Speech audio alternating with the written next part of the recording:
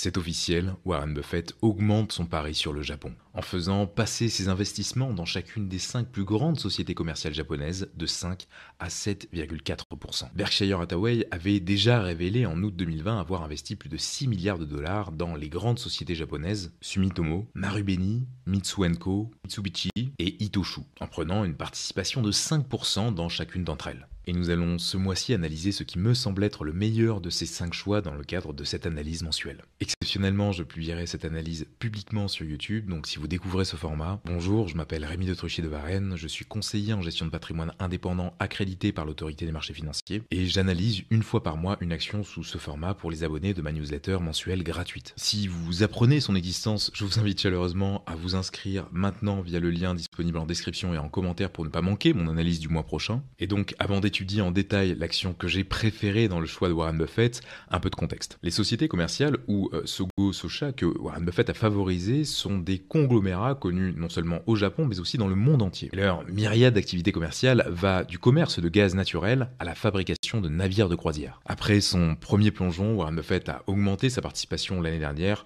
en portant ses participations entre 6,2% et 6,8% dans l'ensemble des sociétés. Et notre investisseur milliardaire ne montre aucun signe de ralentissement. Lors d'une interview accordée au cours de son voyage au Japon en avril, Buffett a déclaré à Nikkei « Nous serions ravis que l'une de ces 5 sociétés vienne nous voir pour nous dire, je cite, « Nous envisageons de faire quelque chose de très important » ou « Nous sommes sur le point d'acheter quelque chose » nous aimerions avoir un partenaire ou autre. Lors d'une autre interview accordée à CNBC pendant son voyage à Tokyo, Buffett a déclaré qu'il approuvait les investissements au Japon. Il a ensuite expliqué que les 5 sociétés qu'il avait acquises affichaient un rendement de 14% au moment de l'achat alors que les taux d'intérêt étaient pratiquement nuls. Il a même d'ailleurs ajouté que ces sociétés avaient augmenté leurs dividendes de 70%. Les résultats ont été encore meilleurs que prévu, a-t-il déclaré, ce qui fait donc aujourd'hui du Japon le premier pays d'investissement de Berkshire Hathaway en dehors des États-Unis. Pour l'exemple, la société Marubeni a augmenté ses dividendes de 120% depuis août 2020. Et à titre de comparaison, le S&P 500 a augmenté ses dividendes de seulement 12,8% au cours de la même période. Et pour ces 5 sociétés qui augmentent leurs dividendes, ce qui est une tendance commune au Japon, il est intéressant de comprendre pourquoi. Cette augmentation est emblématique de ce qui se passe aujourd'hui dans tout le Japon alors que les pressions pour améliorer les rendements pour les actionnaires s'accumulent. En effet, depuis plus de 10 ans, plus de 50% des sociétés japonaises se négocient à un cours inférieur à leur valeur comptable. Et cela provient notamment du fait que les sociétés japonaises disposent d'un niveau très élevé de liquidité dans leur bilan, ce qui a pour effet de réduire les rendements des capitaux propres par rapport aux sociétés américaines. Je m'explique. Imaginez que les entreprises sont comme des voitures de course, où l'objectif est logiquement d'obtenir les meilleurs rendements possibles sur le marché. Depuis plus de 10 ans, plus de 50% des voitures de course japonaises, soit les sociétés, ont une valeur inférieure à la somme de toutes leurs pièces, donc ce qui représenterait leur valeur comptable. Une des raisons principales de cette situation est que ces voitures de course ont beaucoup trop d'essence dans leur réservoir, sont à un niveau trop élevé de liquidité dans leur bilan. Et bien que l'essence soit importante pour faire avancer le véhicule, en avoir trop peut peser sur sa performance en alourdissant ce véhicule. Et dans le cas des entreprises japonaises, cet excès de liquidité alourdit leur bilan et limite leur capacité à générer des rendements importants pour les actionnaires que nous sommes. Cela se traduit par des rendements des capitaux propres moins élevés par rapport aux sociétés américaines qui ont généralement des bilans plus équilibrés et une meilleure utilisation des ressources financières pour accélérer la croissance et les bénéfices. D'où la pression légitime des actionnaires pour récupérer du rendement via les dividendes. Ainsi, au cours de la dernière décennie, les dividendes par action de l'indice WisdomTree Japan Aged Equity Index ont augmenté de 13,5% par an, contre des augmentations quasiment 2 fois plus modestes pour l'indice S&P 500. Et sans surprise, le PER de marché des actions japonaises est bien meilleur que celui des États-Unis, et ce depuis bientôt 10 ans, comme nous le rappelle ce graphique illustrant les KPE de ces deux pays. Un graphique qui nous rappelle donc à quel point les actions japonaises ont été moins chères par rapport à leurs bénéfices que les actions américaines au cours des dernières années. Mais dans ces 5 choix de Buffett, une entreprise japonaise se retrouve à avoir des états financiers qui sortent du lot selon moi, et c'est ce que nous allons voir aujourd'hui. Cette entreprise, c'est Mitsui & Co, une société commerciale et d'investissement japonaise qui domine l'échiquier mondial tel un géant qui danse avec grâce entre ses différents secteurs. Créée en 1947, elle est devenue l'une des plus grandes Sogo Sosha du Japon en naviguant habilement entre les métaux, les machines, les produits chimiques, l'énergie, l'aliment et les textiles. La force de Mitsui réside dans sa capacité à se métamorphoser, sa diversification étant son armure contre les caprices du marché. En tant que, disons, citoyenne du monde, Mitsui & Co a établi des avant-postes et des investissements dans des coins lointains de la planète.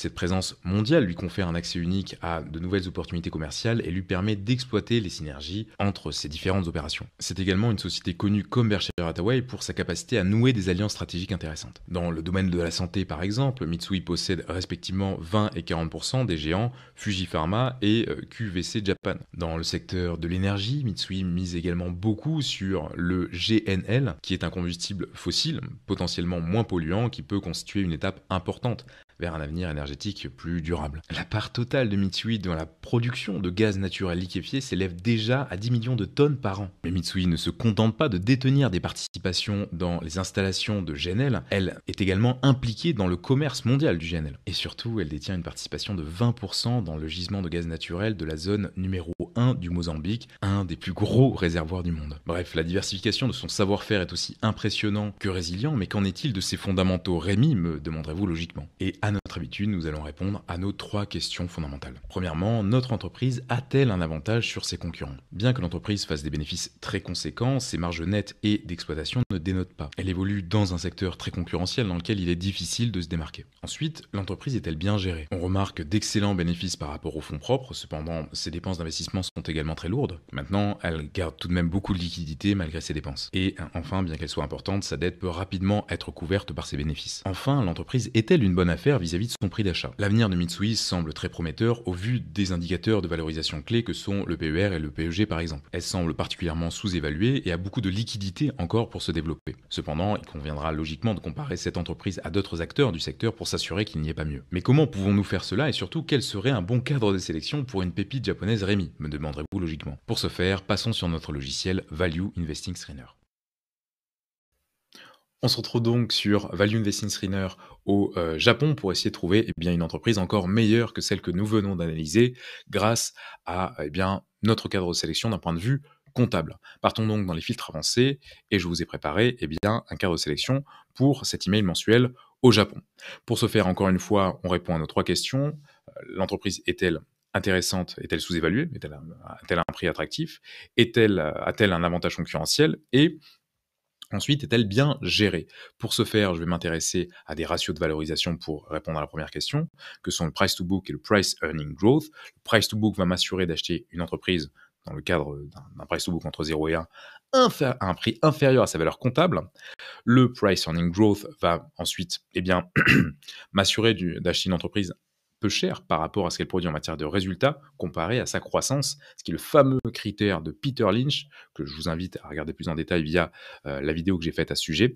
Et entre 0 et 0,6, ça c'est d'ailleurs l'intervalle que recommande Jim Slater pour utiliser ce ratio, qui est également un investisseur de renom. Pour ce qui est de l'avantage concurrentiel, on va s'intéresser à la marge d'exploitation. Pourquoi la marge d'exploitation plutôt que la marge brute, me demanderez-vous peut-être? La marge d'exploitation, on va comprendre bien évidemment votre coût de production, mais également vos charges d'exploitation. Et c'est intéressant parce que dans le compte de résultat, dans les charges d'exploitation sont inscrites vos ventes des biens et administration, donc vos frais marketing, et vos frais en matière de recherche et développement. Et une entreprise qui est trop dépendante à la R&D, n'a pas d'avantage concurrentiel dans la durée parce que tôt ou tard, elle sera dépassée. Et une entreprise qui doit dépenser trop d'argent en marketing pour rester compétitive n'est également pas très intéressante. C'est pourquoi je vais venir contraindre la marge d'exploitation dans le cadre de ce petit cadre de sélection.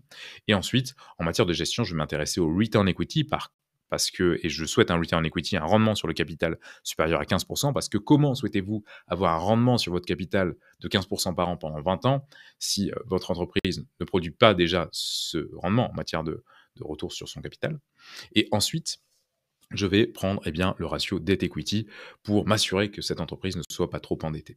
Et en faisant tourner cette recherche, je vais cliquer dessus, hop, au Japon, on va trouver un ensemble d'entreprises correspondant exactement à ces critères qui peuvent faire l'objet du coup de votre analyse aujourd'hui en prenant l'exemple de celle que je viens de faire précédemment.